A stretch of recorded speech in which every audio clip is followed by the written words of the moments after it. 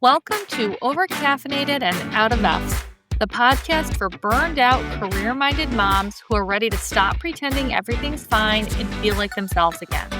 I'm your host, Christy Gamir, burnout coach for moms, licensed therapist, and mom of two. And I'm here to help you reclaim your energy, your identity, and your peace of mind. Whether you're lying awake thinking about the 87 things you didn't get done, or silently resenting the people you love most, this is your space to feel seen, supported, and not so alone. So grab your coffee, hot, cold, or day old, and let's get into it.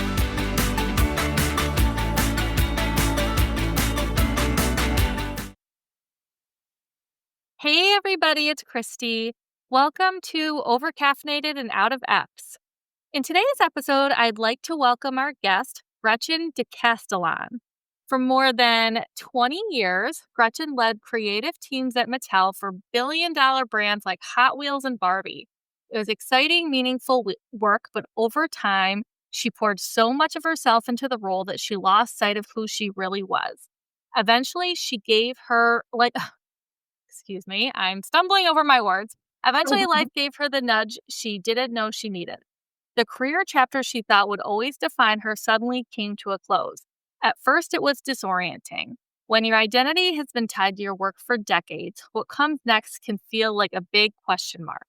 But that ending became the doorway to something new. She rebuilt herself from the ground up, diving into neuroscience, flow psychology, and spiritual practices, and she became a certified high-flow coach. Today, Gretchen helps leaders and changemakers reignite their spark and step into work and life that feels aligned, impactful, and sustainable. What she shares isn't theory, it's lived. Gretchen knows the weight of burnout. She knows the fear of uncertainty, and she knows that what feels like an ending can actually be the beginning of a more fulfilling chapter. For the listeners who she wants to offer both hope and practical tools to navigate the transition to trust their own spark again and to create a next act that truly fits who they are now. So, I've invited Gretchen here today to talk a little bit about, her story and experiences with burnout as a single mom with such a demanding career. Yeah. So, Gretchen, thank you so much for being here today. Thank you for having me. So, you currently work as a certified high flow coach. Yes. However, you used to have a career at Mattel, correct? So Yep. you had led creative teams there, you said, for over 2 decades. So can Yeah. you maybe just start off by telling us a little bit about what life was like for you during that time while you were working, such a demanding job and also raising your kids as a single mom? Yeah. So I started when I was in my 20s, didn't have a kid. And, the sky was the limit in terms of my career, but also in terms of how I could spend my time. I, of course, had a lot more energy, had way fewer obligations, and was pretty much just focused on how could I climb the ladder and build a career. And then started a family, which added a whole other dynamic.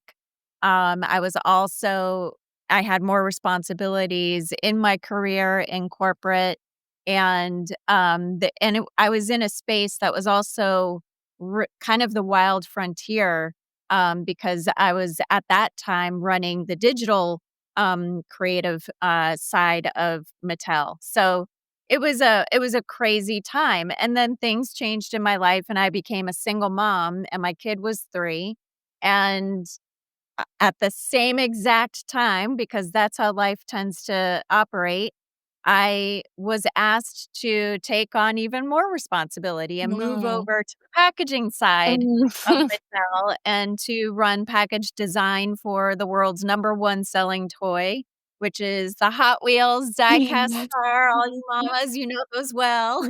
Oh, yes, we have plenty of them in our Yep. basement.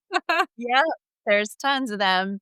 So, that was really exciting, and in the beginning, I was at that moment, that moment where you say yes to something and your brain doesn't do the math, but you're like, "I'll Mhm. figure it out. I'll just figure it out and power my way through." Well, I did that for 10 years, trying to Mhm. figure it out and power my way through, and was literally in burnout for 10 years straight. because, and then the pandemic happened during that 10 years, right? So a lot Mhm. of like things never stopped ramping up. And, being a single mom never got less complicated as my kid Mhm. was growing. Sure. So think it was like a spiral that was tightening and tightening. Um, and so the tools that got me there, which was sheer will and determination, were not the tools that were creating anything that might look like work-life balance. And my epiphany at that time was there's no such thing as work-life balance. You guys all know Mhm. that. And it's really more about work-life harmony, which is treating life more like a dance, where sometimes you're gonna be more mom today, and sometimes you're gonna be more leader todays, et cetera. That helped me realize, okay, I can't do this with will and determination alone. I have to think differently about the way I'm showing up to all these areas of my life that literally want 100% of me and don't want any other part of me to exist when I'm in that arena. So Mm. that was the first moment, was just realizing, okay, balance is not possible. So Mhm. let's chuck that out the window. Let's embrace the suck and realize, okay, it's actually going to be more about harmony. It's going to be a dance, and to Mhm. be okay with that. So then you wrestle with the mom guilt and all of that stuff. But that's sort of an overview of what it was like, at least energetically, during my tenure. Well, and when you talk about, work life balance versus work life harmony, I mean, one of the things, that is so important that you're bringing up is this idea of defining things, right? Because we all Yeah. sort of define things differently, and the way we define things is ultimately going to affect the way we go after them and the way we try to achieve them. True. And a lot of, a lot of the things that I know, moms are thinking about, a lot of the things that we talk to moms about is this idea of being successful, right? Like, what does Oh, that mean? yeah. And unfortunately, there's been a lot of societal conditioning that has sort of Yeah. shaped that definition for a lot of moms. Yeah. Um, but I'm curious, when you look back, what were some of the beliefs that you had at that time about that definition of success? Like what it meant to be a good mom and a successful career woman? Yeah, so there were essentially 3 personas that I was slipping into at any given moment, and, I actually had an epiphany the other day, especially when I was at work. You know those, Halloween blow up costumes of, like, the dinosaur? Oh, yes. So, going to work, I would kinda step into one of those where I would project this persona that was far bigger, um, far more ferocity. And I felt like success looked like I had to walk with grace, walk with certainty, and walk with power. And that literally meant I wore heels because I'm 5'2". So I wore heels to look a little taller. I made sure that I dressed in such a way where when I walked in the room, there was a presence that was projecting before me. The conversation already started. So I was orchestrating a persona that was like, I'm on it, I've got it, and step out of my way. In the most loving way. I was still very loving and brought a lot of light, but that was the persona I brought, and it was exhausting because Mhm. I can do that, but I was sustaining that all day long. Then I would go pick up my kid at school, and now I have to get out of the dino costume and put on something else, which had to look less like a single mom. Mhm. Because, for your single mamas out there, we still are looked at with pity. We are very underserved, Mhm. and we carry a lot of shame. And so I had to walk onto the school property, feeling and pretending confident and feel Mhm. like I know exactly what's going on. I know exactly what to pack for lunch tomorrow. I know exactly what outfit needs to be ready. And meanwhile, I've got all these, PTA moms chasing me down for a form that I hadn't submitted. So I had to look like I was a good mom to the school and to the other parents. And then when I got home, I now exhausted and depleted, now I had to be the present mom who wasn't gonna snap at my kid, because it was just me and my kid. There wasn't another parent there to kind of pick up some energy for me or get dinner going. I mean, I had to navigate all of that, still do, and, find a way to reach deep down and find the playful version of myself. Like, now I needed to be a playmate.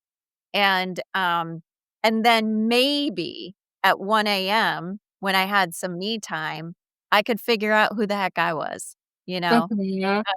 So those were sort of the personas that I was navigating between and feeling guilty every time I was in one of them that I wasn't enough for the other, you know? Mhm. Constant not enoughness, constant and feeling like I'm putting on a mask. Yeah, yeah, no, and I think a lot of the things that you were saying are very relatable to I'm sure a lot of this resonates with a most working moms, right? All these things you talk about the various roles, the different personas, the feelings Yep. of guilt, wanting to be in one place and also feeling guilty about not being in another.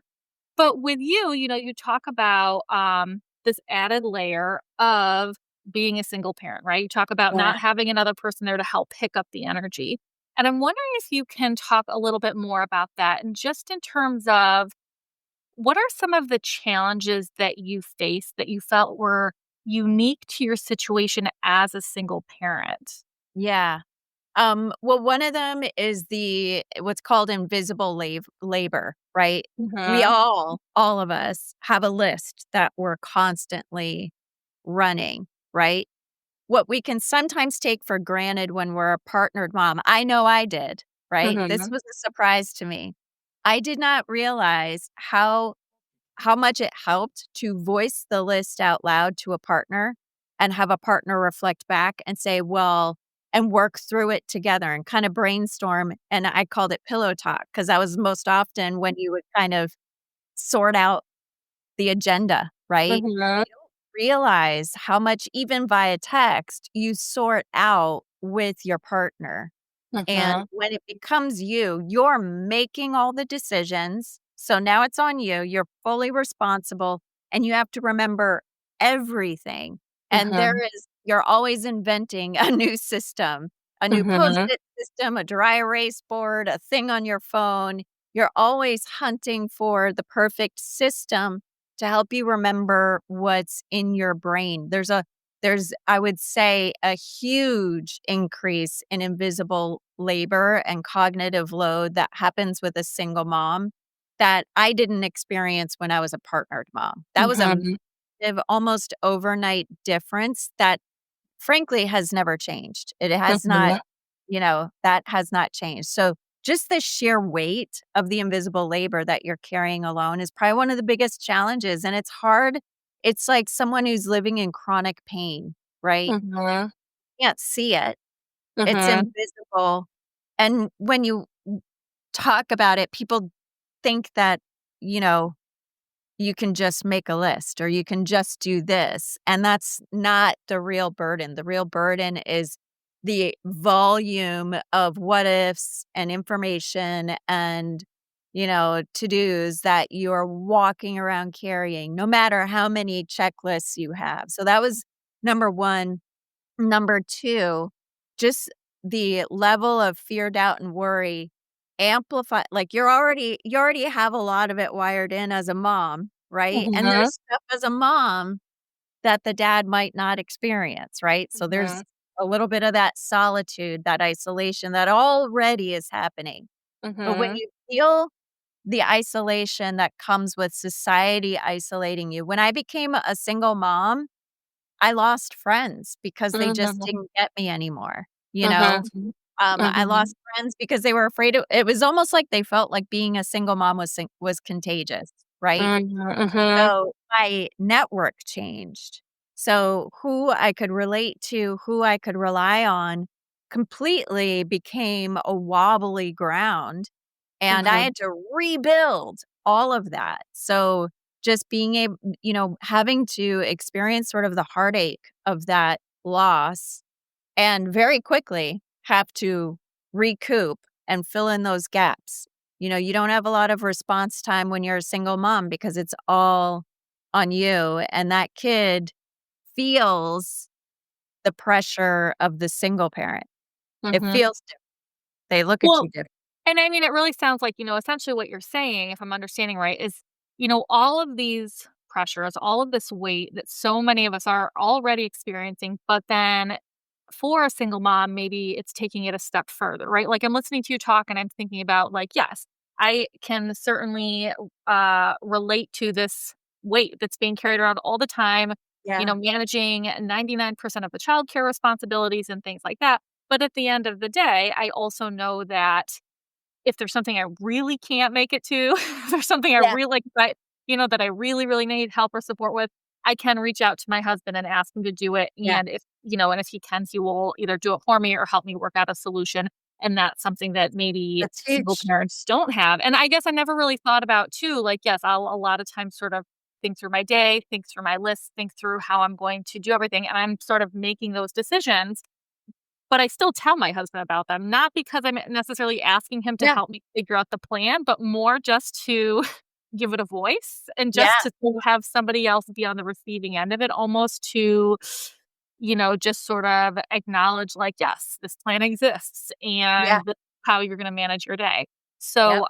So it sounds like a lot of those things, but again, like a step further.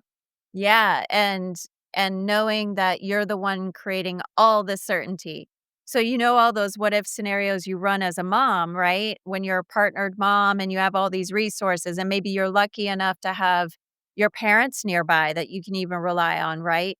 When you're a single mom, you don't have those options, right? You're and you're also being very mindful of who gets to be in your inner circle, because if you have to rely on somebody else, like, that feels vulnerable. There's a level of vulnerability that a single mom carries, and even if a single mom is listening right now, hearing just the word vulnerability is probably like her bat shield is starting to go up because you almost feel like you can't afford to allow yourself to realize how vulnerable you feel at all times. Hmm. Well, and I'm wondering, as you're talking and then you're talking about single moms and maybe what they are hearing, what they might be experiencing as they're listening to you talk. And I'm curious, like, what about everybody else, the rest of Yeah. society? Like, what are some things that you wish more people understood Yeah. about being a single parent that would maybe be helpful for those single parents out there to have this more general knowledge and Yeah. understanding? Yeah.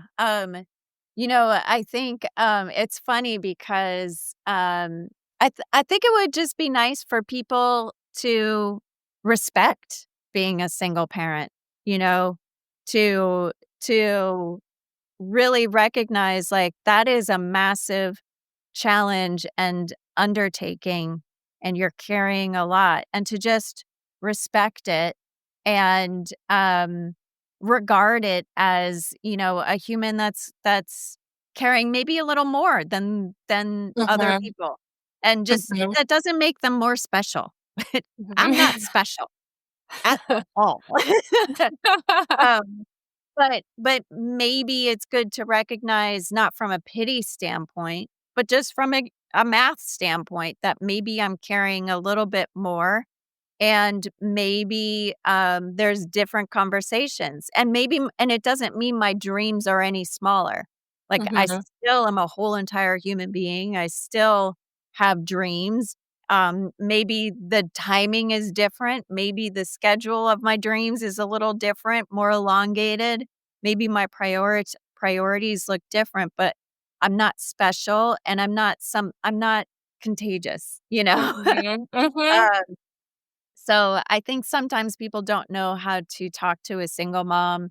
One of the things that a lot of moms do, that is hard for single moms, is when a mom says, "Oh, I know what you mean. I'm practically a single mom in my mhm, relationship."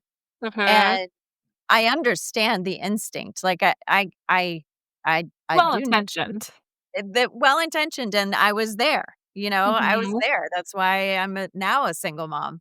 I was there, but I did not know. I knew nothing about being a single mom because even though my relationship didn't feel as strongly partnered as I had hoped, I did at the end of the day, we both love my kid, and at the end of the day, I could still, you know, voice what I needed and count on, 4 wheels to drive and pick the kid up and safely transport them to the next place, and I didn't have to think through horror scenarios. So, I think people just to recognize that single momming and also our systems are not set up at all for a single parent. It's almost they're the opposite. They almost make it impossible, nearly impossible to be a single parent. So, I think just understanding there's 15 million of us in the United States. Mhm.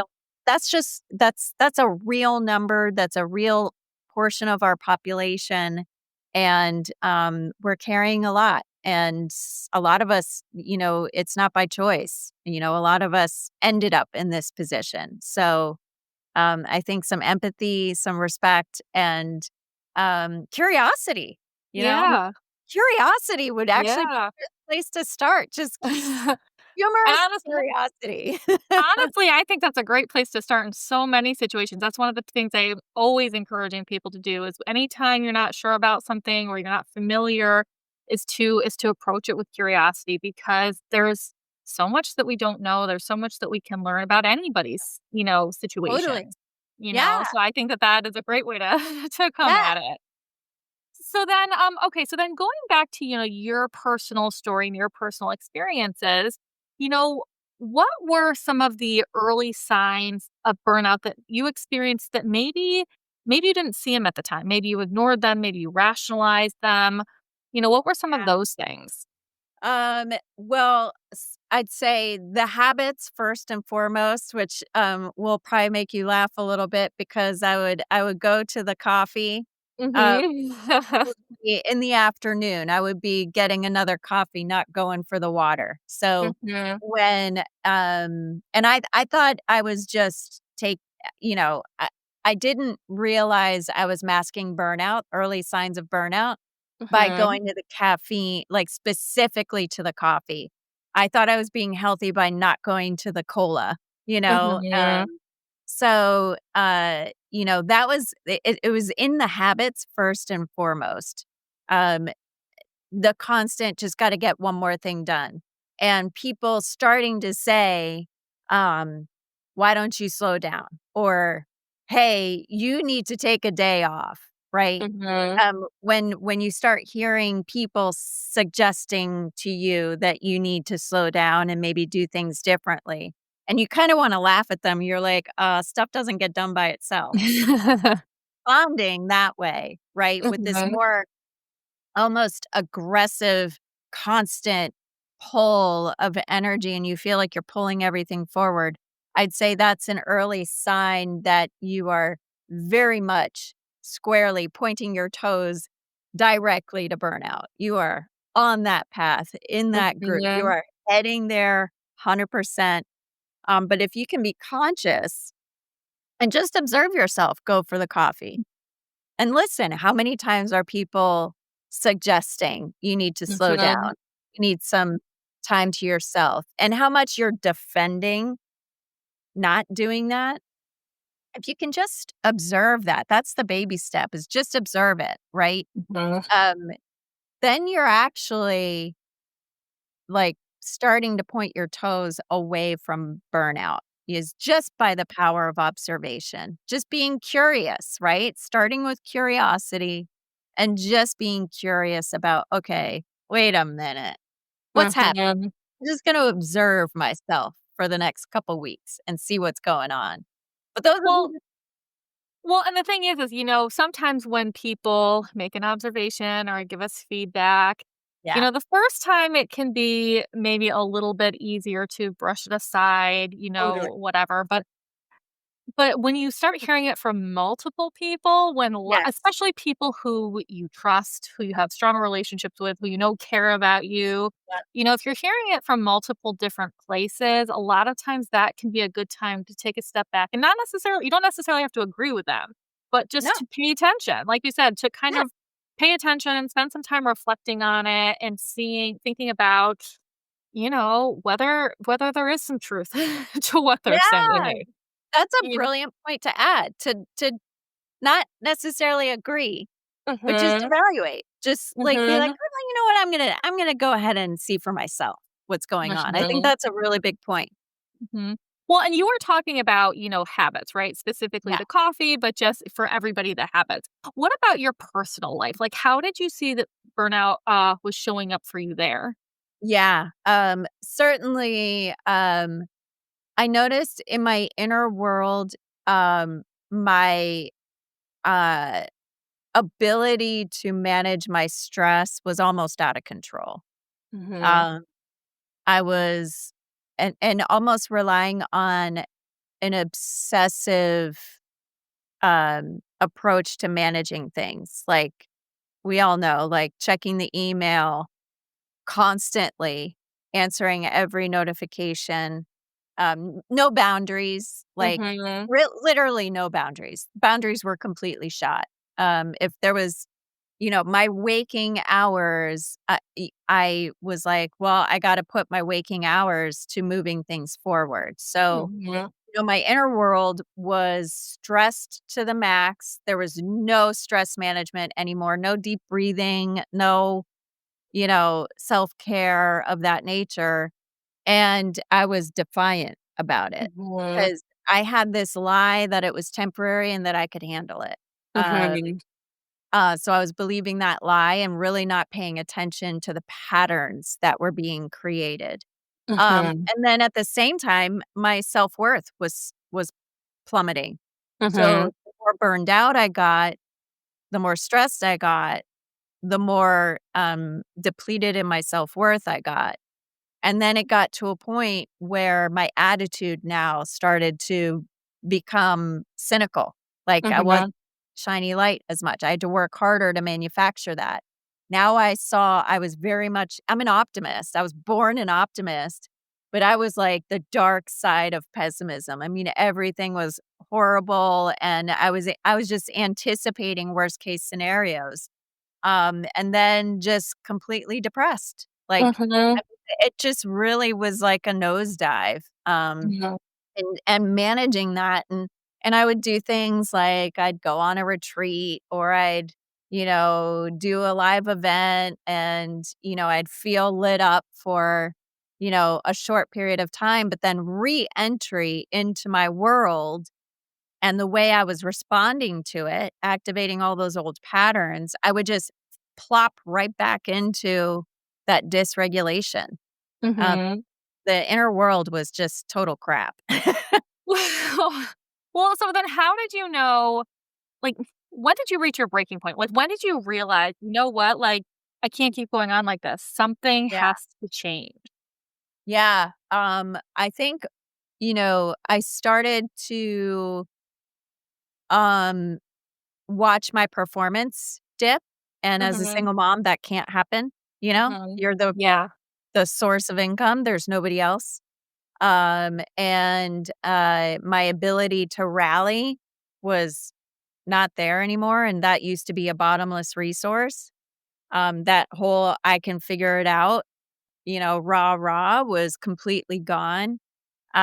So when I realized I didn't have the inner resources, much less the outer resources to get myself going, I knew I had to make a change. And that's when I started to um it wasn't just like, I wanted a job change, to be completely honest. Mhm. Um but I was scared I was gonna jump from one frying pan to another frying pan, and at least I Mhm. knew how to navigate this frying pan. So I started to look at different ways to manage my energy, and I really got into that's when I started to look at flow state because I knew there had Mhm. to be a different way. I knew there had to be a way for me to increase my productivity without, doing more. It was Mhm. work smarter, not harder, but I knew that if I could play with flow state intentionally, then I might be onto something. And that Mhm. was sort of the beginning, looking at flow state, looking at the neuroscience, and really recognizing and admitting to myself I was in burnout. When I was in burnout, this was before the pandemic, before it was okay to talk about, and it's still not that okay, but at least people talk about it now. Uh, Mhm. Talking about it back then. You had to show up with a fever back then, you know? Yeah, yeah. No, a lot changed with COVID, Yeah, absolutely. Well, yeah, and to your point, I mean, maybe in some not that COVID was a positive thing, but if we're looking for silver linings, maybe it opened up some conversations. Maybe it, definitely. allowed people a space to start talking about some of That's these exactly things, right. Yeah. So, okay, so you ended up, eventually leaving your job and then as you mentioned, you are now a certified high flow coach. Yes. Can you just talk a little bit, for people who maybe don't really understand what that is, what that means? Um, Mhm. if you could just tell us a little bit about that and how does that specifically apply to these burned out moms? Yeah, so flow state is that experience you have, that state of consciousness where you lose track of time, things kinda come easily. So if you're working on a project or even if you're walking in nature or you're playing with your kid, and you're just in the zone. That's what a lot of people call it. And a lot of times we think that it happens accidentally, or we don't really know how we fall into it. We just hope that if we do this activity, it'll happen. Well, there's more of a science behind it. There is a way to actually create the causes and conditions to unlock flow. We know a lot more about flow state and the neuroscience behind it now. So I got certified to help people adjust their lifestyles to allow more of that flow to come into play. So I work with my clients to help them remember what is it that triggers their flow? What are those circumstances? And then also help them design high productive days where they can literally design a day. I call it a turbo day where you get basically a month's worth of work done in one day. And, Mhm. there is a way to do it. It's you have to almost approach it scientifically, and you have to be careful because your brain, you use a lot of your brain power when doing that, so you do need to recover. Recovery is just as important to flow state as being in flow state. And Mhm. recovery, when I discovered that recovery could actually increase productivity, to me, that was the hook into burnout recovery.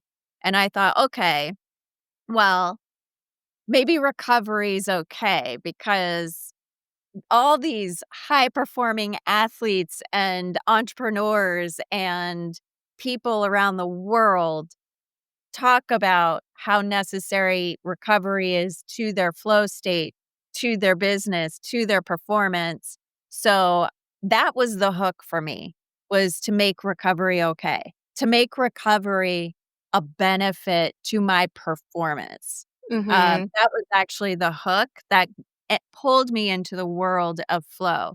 So what's funny is my clients come to me thinking they're increasing their performance, getting more productive, maybe going through transition. What they're really doing, because most of them are burned out or burning out, is they're learning to make recovery a lifestyle and also coming more into alignment with the truth of who you are. Because you can't fake flow state. So you have Mhm. to identify aligned activities that actually activate flow. So that's sort of how I got hooked into it, was Mhm.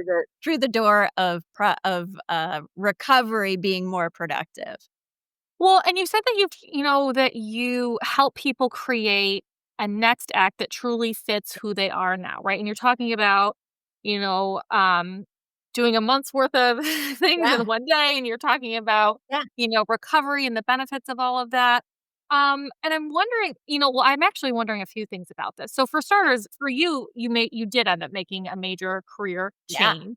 huge. And I know, for so many working moms, career, it's such an important part of their identity. And I Yeah. know that there are a lot of people who obviously not everybody's going to change their careers, but there Yeah. are a lot of people who maybe would like to explore that, but they're also worried about, losing their identity or, things like, dealing with the struggles of that. And I'm curious, like, what happened for you? Like, how did you navigate that emotional piece, tied to your identity of making such a big career change? Oh, yeah. So, what you're talking about is what I call the modern golden handcuffs, and a pattern I've identified, and I'm sure there's more. But what I've identified in my clients is that there's three types of golden handcuffs. There's the traditional financial ones, but there's also identity, like you've mentioned, and then there's also purpose, right? Those Mhm. are three handcuffs that keep us attached Mhm. to the job, right? Mhm. Um, what I've learned in working with my clients and also working with myself is that it always comes back to alignment. First, Mhm. you have to have the courage. Don't before you think about leaving the job, before you think about anything, you have to kind of remember who you are and just come back to alignment. And that alignment can start with things as simple as just breathing and letting yourself stare at a wall for 2 minutes, right? Like, it doesn't have to be these big, giant, workbooks and chasms of change. It really can start with just being present and just noticing what's going on, right? And then noticing if you have a moment on a Saturday in your car that you feel lighter, just noticing what was it that allowed that space to create that. And the more you cultivate that experience of being aligned when things feel a little easier, a little lighter, and just naming it, like Mhm. what that is. Oh, I feel I actually got to I owned my schedule today, so I feel free because Mhm. Saturday, but it's my Saturday. I design. Okay, so that tells you something. Maybe you want to own your schedule outright. Doesn't mean you'll be less busy. I work more hours now than I did in corporate, but Mhm. they're my hours, right? It's Mhm. my calendar. So that's a freedom for me. And then you just start to get honest, like, oh, I had identity handcuffs to being, it was pretty cool to be a single mom, running Hot Wheels package design. That was pretty Mhm. dope, you know, pretty awesome. A lot of people were like really stoked on that. But eventually it became not enough. It Mhm. just wasn't true to me anymore. And I had to start saying yes to my true self. Now, I've had clients who were in a position they thought they were going to quit. They were like, I can't do this anymore. My boss is horrible and this is impossible and all of those things. I've had moms say that.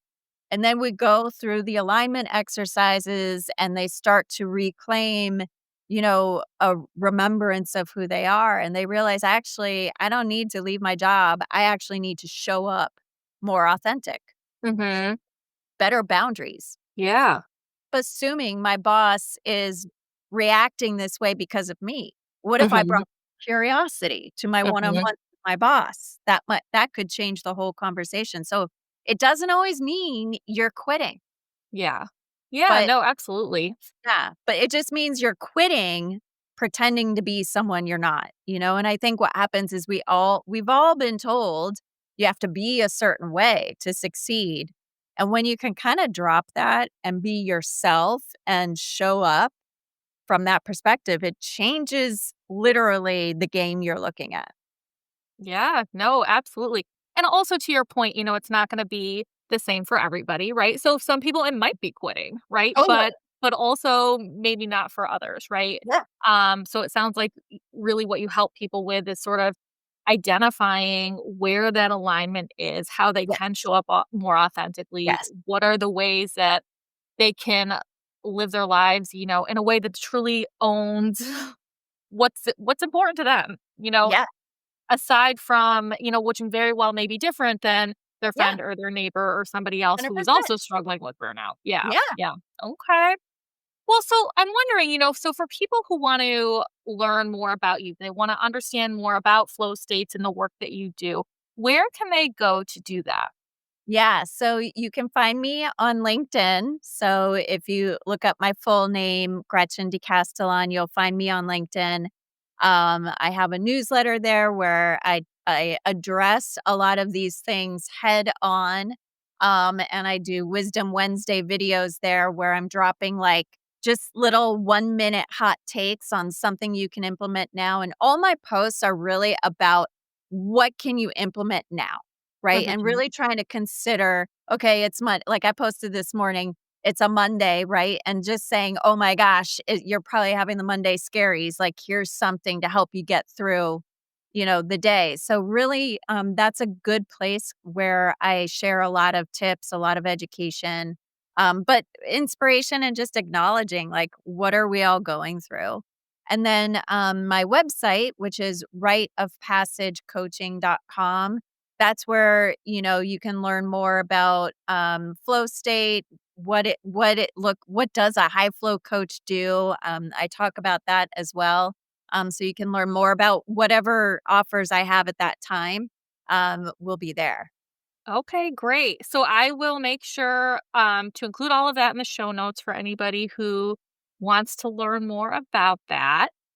Um, and so before we kind of wrap up for today, I know we've been talking about a lot of things. I feel like I feel like we could talk about a lot more, but Yeah. what do you feel like what's maybe one final piece of advice, one final message that you have for the moms who are listening today? Oh my gosh. Okay, so I'm gonna take a page from Dr. Shafali.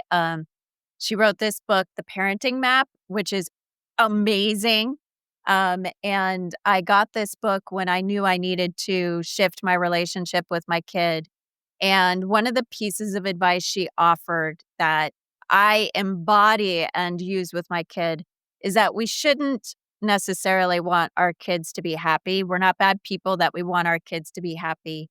What we should really aim for is for them to be their true self. And when I made that shift, it changed my relationship with my child almost overnight.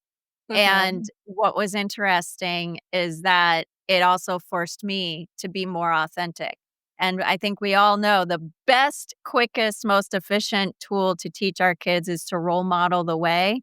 So, Mhm. really, it's about being authentic and being true to yourself and being imperfect out loud, like literally laughing Yeah. at your own imperfection and doing Mhm. it to your kids. I think that Mhm. that's really empowering and it makes them feel okay. So that would be my piece of advice.